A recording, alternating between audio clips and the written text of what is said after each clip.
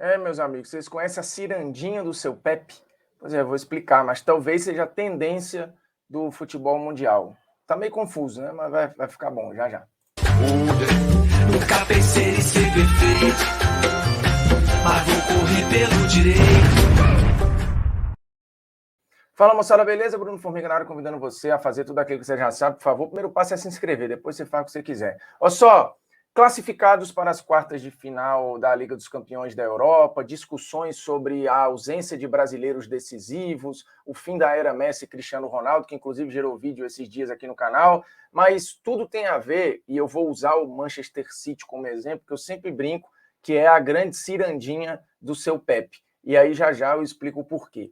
Se a gente for olhar os classificados para essa reta final de Liga dos Campeões da Europa, e a gente tem aí Real Madrid, Villarreal, Barcelona, Manchester City, Atlético de Madrid, Benfica, Liverpool, Chelsea, por mais que na arte da TNT, por exemplo, a gente personifique no Vinícius Júnior, né, olhe para o Lewandowski, olhe para o De Bruyne, coloque até ali o Suárez, que hoje é reserva no time do Atlético de Madrid, o Thiago Silva, e acho que representa bem esse Chelsea que eu vou falar já, Salah no Liverpool, Gerard Moreno no Villarreal, que também aparentemente perdeu o lugar. Por mais que a gente personifique, goste de criar heróis, vilões, num jogo complexo, coletivo, que mistura estratégia, tática com um percentual grande de aleatório, o conjunto se sobrepõe.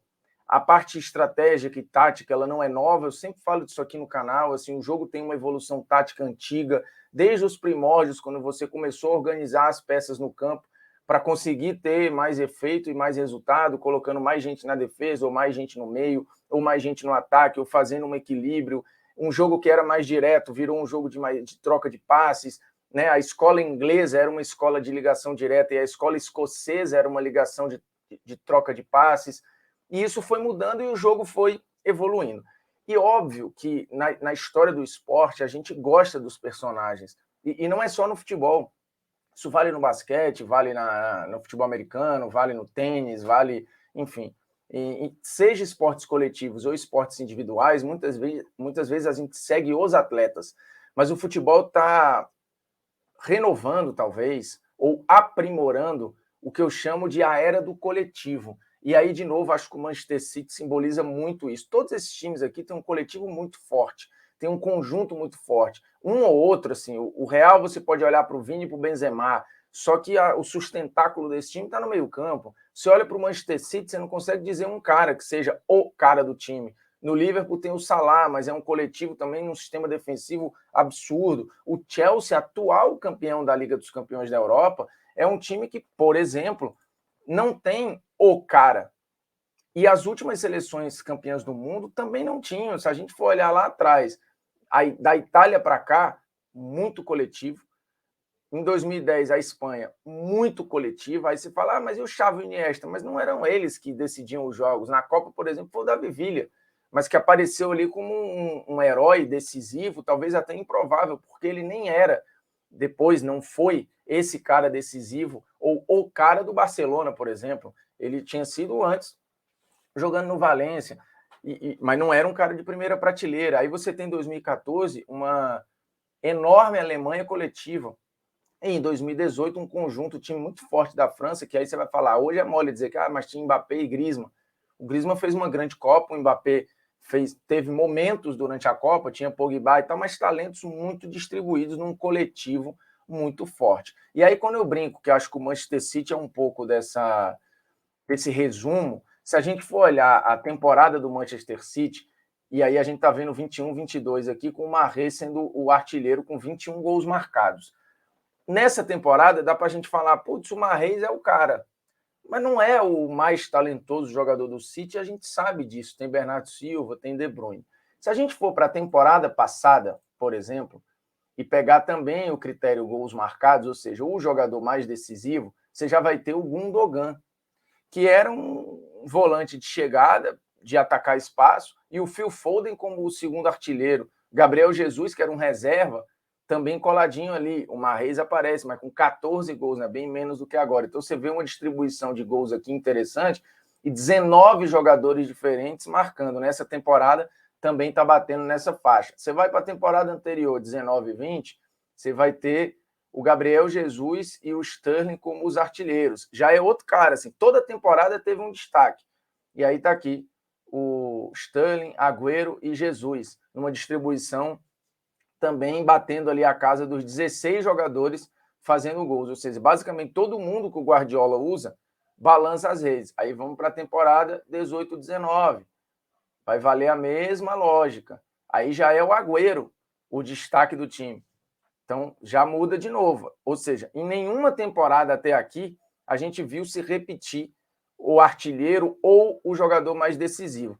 Em várias dessas aqui, inclusive, o melhor jogador do time não foi nem o artilheiro. A gente teve temporadas nesse meio aqui que o Bernardo Silva foi o cara do time, depois que o De Bruyne foi o cara do time, mas a gente percebe a distribuição de gols batendo ali os 18 jogadores. E aí, se a gente quiser pegar mais uma, a gente vai de novo bater na mesma questão. Se bobear aqui, a gente vai ter pela primeira vez a repetição com um Agüero. Mas, no geral, é um Guardiola que o quê? Distribui responsabilidades, porque o todo é mais importante do que as partes e do que as individualidades. E aí é óbvio, isso quer dizer que o talento no jogo vai acabar, isso quer dizer que, meu Deus, a Champions vai ficar sem graça, agora sem o Messi, sem o Cristiano, o brasileiro não produz mais jogadores decisivos, e a gente não tem na Champions jogadores brasileiros com protagonismo, apesar de ter o Vinícius Júnior, apesar de ter o Casemiro, que é um protagonismo diferente, né, o Thiago Silva num protagonismo diferente, o Alisson num protagonismo diferente.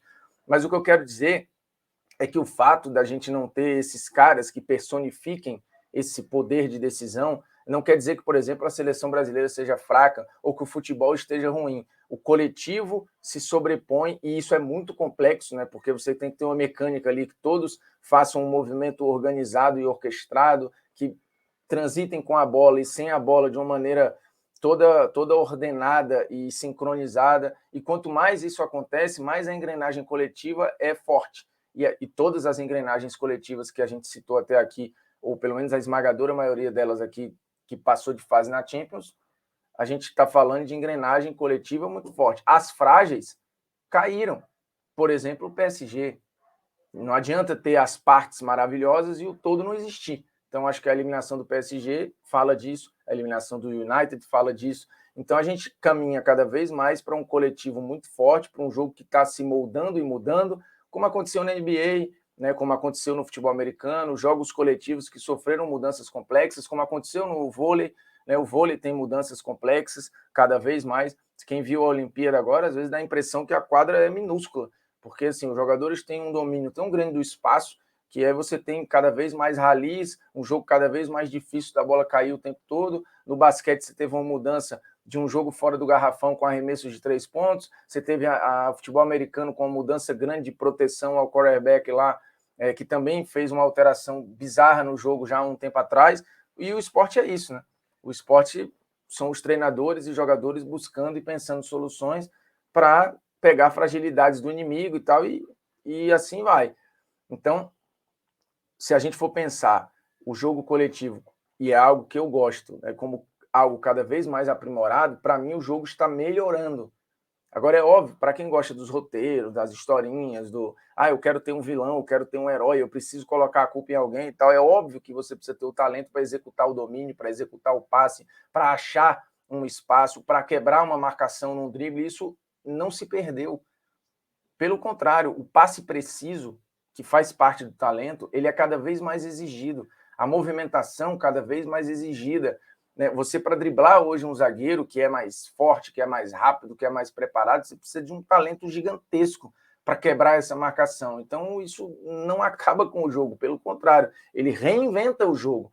E aí, quando eu brinco da ciranda do seu Pepe, é mais ou menos isso, um treinador que, de novo, distribui as responsabilidades e consegue ter uma engrenagem absurdamente arrumada a ponto de a cada temporada ter um artilheiro diferente e ter um destaque diferente, que é o que a gente viu até aqui. Então, assim, o fato de, por exemplo, nós não termos brasileiros na fase final da Champions com poder de decisão, à exceção talvez do Vinícius Júnior, não me faz, por exemplo, ter nenhuma preocupação com a seleção brasileira.